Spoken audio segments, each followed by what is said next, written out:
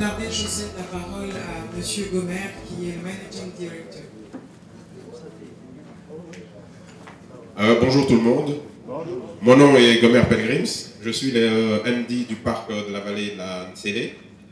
Je vais passer à une explication pas très scientifique de la biomasse et de la centrale que nous avons ici, juste pour vous expliquer ce que nous faisons, et nous aurons l'opportunité d'aller visiter cette centrale. Donc, comme je vous avais dit tout à l'heure, les domaines d'activité de la ferme Espoir, il y avait l'écosystème, la faune et la flore, l'eau, développement durable et énergie renouvelable. Les énergies renouvelables que nous utilisons, nous avons un petit champ de panneaux solaires photovoltaïques, nous avons à peu près 4 éoliennes, nous faisons de la méthanisation et nous sommes dans l'étude d'une petite centrale hydroélectrique d'une capacité de 2 mégas. La capacité de la biomasse que nous avons, c'est une capacité aussi de plus ou moins de 2 mégas.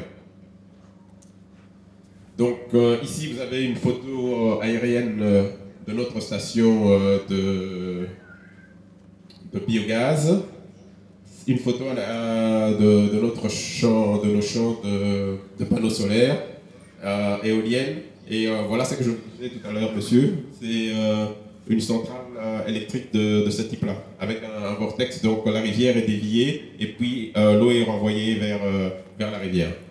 Quand nous allons parler de biogaz, en fait ici nous avons un schéma synoptique. Les points d'entrée pour le biogaz, ça va être les excréments de cochons. Nous avons 4 porcheries avec un total de 1500 cochons. Nous produisons à peu près 3 tonnes de lisier par jour et nous allons utiliser ce lisier pour le faire fermenter dans un digesteur. Nous allons aussi utiliser, nous avons plus ou moins ici sur le site à peu près 1000 vaches qui sont gardées la nuit dans des crâles de nuit. Donc la nuit on les enferme dans des clôtures et on va collecter aussi les excréments. Tout ça va être rassemblé pour pouvoir être mis dans le digesteur. Donc les excréments sont mis dans le digesteur. On peut aussi utiliser tout ce qui est matière organique, c'est-à-dire qui est biodégradable, on met dans le digesteur. Dans le digesteur, il va y avoir une action chimique qui va se passer. Donc il y a la cytogénèse et puis la méthanogénèse qui vont se faire et qui vont produire du gaz méthane, qui vont produire du biogaz d'abord. Dans ce biogaz, on aura à peu près 70% de gaz méthane, 20% de CO2 et le reste, ça sera du soufre et d'autres gaz. Alors ce gaz, qu'est-ce qu'on va en faire? On va le stocker ici dans le poste digesteur. Et une fois qu'il est stocké, on va utiliser un cogénérateur. C'est un générateur qui va produire et de l'électricité et de la chaleur. L'électricité, on va l'utiliser pour tous les outils qu'on a besoin électriques. Et la chaleur, on va l'utiliser pour 2 choses. En Europe, ils utilisent la chaleur pour le chauffage en hiver. Ici, on va l'utiliser pour le séchage surtout. Séchage du manioc et du maïs. Mais on va aussi réinjecter cette chaleur dans le digesteur pour accélérer le processus de fermentation. Alors, une fois la chaleur va vers les maisons, en Europe, on réinjecte souvent l'électricité qu'on revend aux sociétés de distribution d'électricité, mais ici, on utilise nous-mêmes l'électricité que nous allons fabriquer. Une fois que cette fermentation est terminée, les matières ne produisent plus rien et elles sont là. Donc, on va extraire ces matières des digesteurs et on va les utiliser pour fermenter le sol. Donc on va les épandre sur les champs, etc. Donc vous voyez là, la boucle est bouclée, la matière a fait tout un cycle et on recommence le cycle en permanence. Ça, c'est le principe de la méthanisation. Alors le digesteur, voilà comment il se présente. On le remplit à peu près à 75%. C'est donc les excréments mélangés à l'eau. Il y a un malaxeur qui tourne en permanence. On injecte aussi parfois de la chaleur pour accélérer le processus. Et au-dessus, on recueille le gaz de deux façons. Première façon, on le stocke et puis on l'utilise. Deuxième façon, on attaque directement le cogénérateur. Le cogénérateur, voilà comment il se présente. L'entrée du gaz avec l'air, il fait tourner une turbine. D'autre part, il y a un échangeur thermique qui peut faire chauffer de l'eau, qui va chauffer les maisons ou bien utiliser pour sécher des aliments. Et l'autre partie fait tourner une turbine et produit de l'électricité. Ça, c'est la cogénération. Là, vous avez le plan du site que nous avons. Nous avons 3 grands digesteurs de 1000 m3 qu'on remplit jusqu'à 750 m3.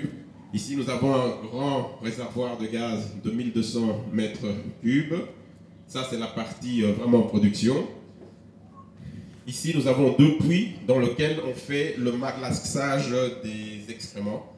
Le premier puits, on fait un malaxage à froid, et le deuxième puits, on fait un malaxage à chaud. Une fois que c'est fait, on pousse avec des pompes cette matière dans les 3 digesteurs. Le gaz se forme, il est envoyé dans un premier temps dans le réservoir ou bien directement dans une salle où on va nettoyer les gaz, c'est-à-dire on va essayer de faire maintenant du biométhane. On va éliminer tout ce qui est CO2 et ne garder que du méthane, et à ce moment-là on aura du biométhane. Ce biométhane va attaquer dans cette pièce les générateurs et va produire de la chaleur et de l'électricité.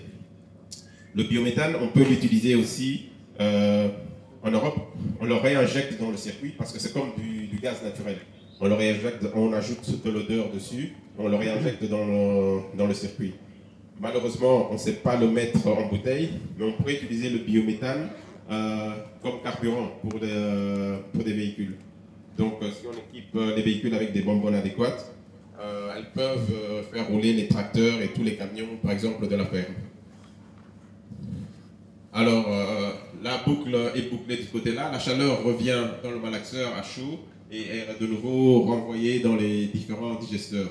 Ici, nous avons un grand bassin. Dans ce grand bassin, il y a des tuyaux qui relient les digesteurs au grand bassin. Dès que la matière ne produit plus de gaz, nous avons des manomètres à l'intérieur des digesteurs qui nous indiquent le taux de productivité de gaz. Dès qu'on ne produit plus de gaz, on vide les digesteurs et on installe toute cette matière dans ce grand bassin. Alors là, il y a des citernes qui viennent et on pompe cette matière et puis on peut les pendre sur les champs de maïs et de manioc. Et ici, nous avons la salle de contrôle qui contrôle la production d'électricité. Et ici en bas, nous avons les bureaux. Là, nous avons une vue aérienne de la station. Donc ici, nous avons les 4 porcheries. Si vous voyez bien, il y a des canaux qui arrivent ici au point 2. Au point 2, c'est une grande cuve où on fait la collecte de ce lisier. Ensuite, ils viennent au point 3, dans lequel il y a les 2 malaxeurs. Du 2 malaxeurs, ils vont au point 4, ils vont dans le digesteur. Point 5, c'est la réserve de gaz. Point 6, le nettoyage. Point 7, ce sont les moteurs qui produisent l'électricité, récolte de la chaleur. Et point 9, ce sont les matières qui ne produisent plus de gaz et qui sont mis dans un bassin pour être pulvérisées plus tard.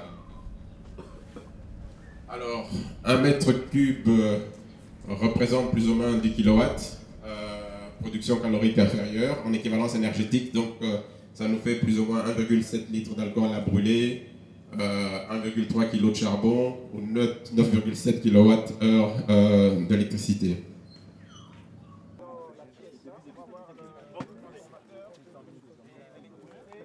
Ok. Oui. Ensuite, le lisier entre dans ce premier puits qui a 12 mètres.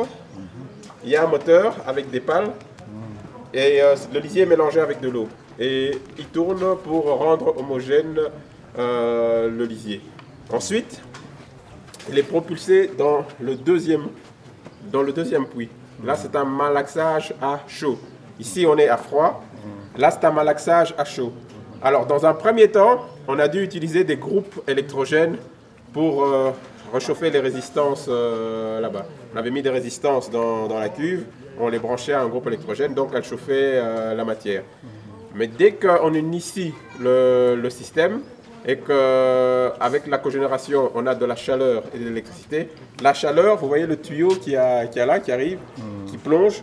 Le tuyau est renvoyé dans le lisier pour le chauffer.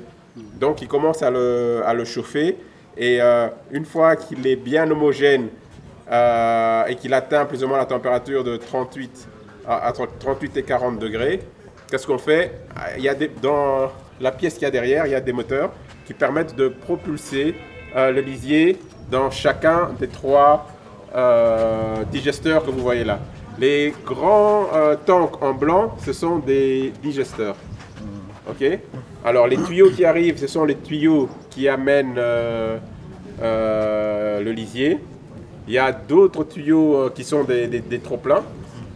On remplit le digesteur jusqu'au dernier pointillé là. Ça fait plus ou moins 75% du digesteur qui est rempli.